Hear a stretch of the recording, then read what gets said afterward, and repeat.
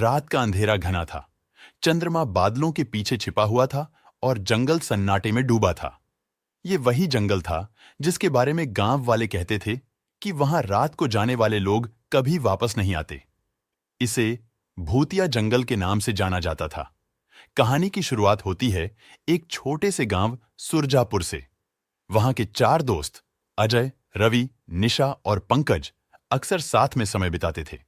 एक दिन गांव के बुजुर्गों की बातों को मजाक मानते हुए उन्होंने ठान लिया कि वे उस जंगल में जाएंगे और सबूत लाएंगे कि वहां भूत प्रेत जैसा कुछ नहीं है।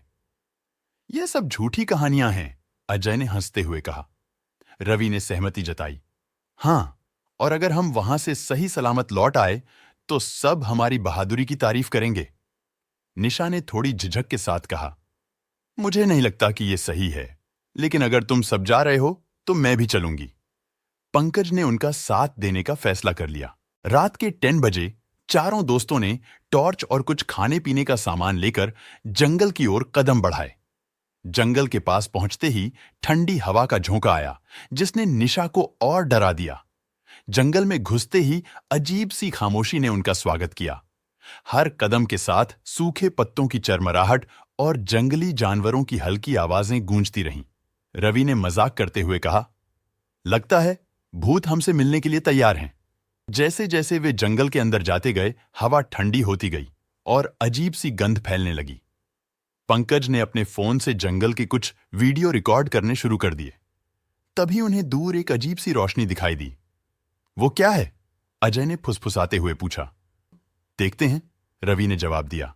जब वे उस रोशनी के पास पहुंचे तो उन्होंने देखा कि यह एक पुरानी झील थी।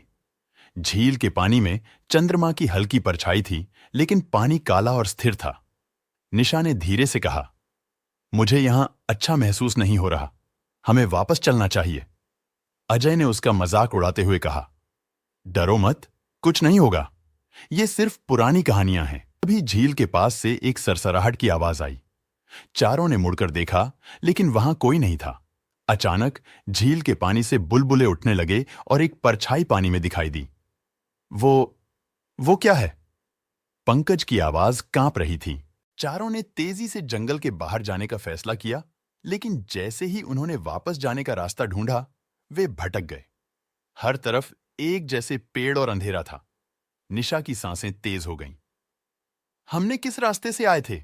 उसने घबराते हुए पूछा। मुझे नहीं पता, लगता है हम चक्कर काट रहे हैं, रवि ने जवाब दिया। अचानक हवा में बच्चों की हंसी की आवाज सुनाई दी।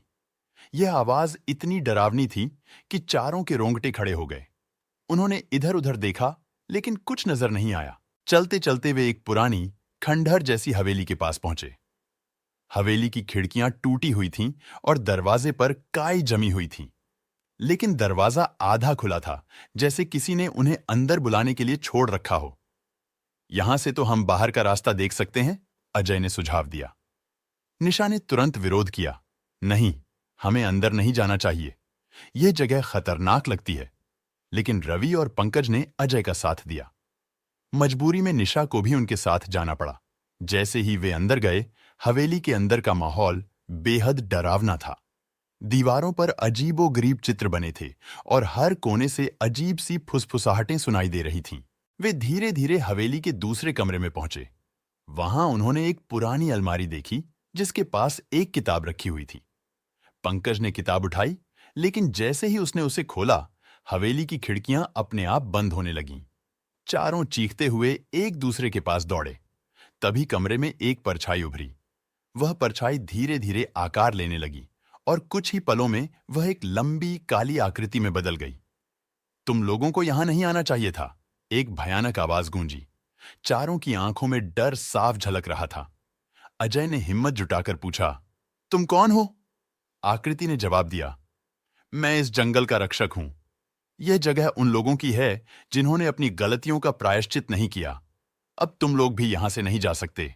डर से कांपते हुए चारों ने वहां से भागने की कोशिश की, लेकिन जैसे ही उन्होंने दरवाजे की ओर कदम बढ़ाया, दरवाजा अपने आप बंद हो गया। हवेली के अंदर का माहौल और डरावना हो गया। फर्श पर दरारें पड़ने लगीं और दीवारों से खून जैसा तरल बहने लगा। निशा ने रोते हुए कहा, हमें माफ कर दो, हम यहां गलती से आ गए हैं, आकृति ने ठंडी हंसी के साथ कहा। अब बहुत देर हो चुकी है। तभी पंकज को किताब का ध्यान आया। उसने चिल्लाकर कहा, शायद इस किताब में कुछ लिखा हो जिससे हम यहां से बाहर जा सकें। पंकज ने जल्दी से किताब के पन्ने पलटे। उसमें एक मंत्र लिखा हुआ था जिसे पढ़ने से शायद वे उस जगह के श्राप से मुक्त हो सकते थे। लेकिन मंत्र पढ़ते ही हवेली हिलने लगी। ऐसा लगा जैसे वह जगह उनके चारों ओर टूट रही हो।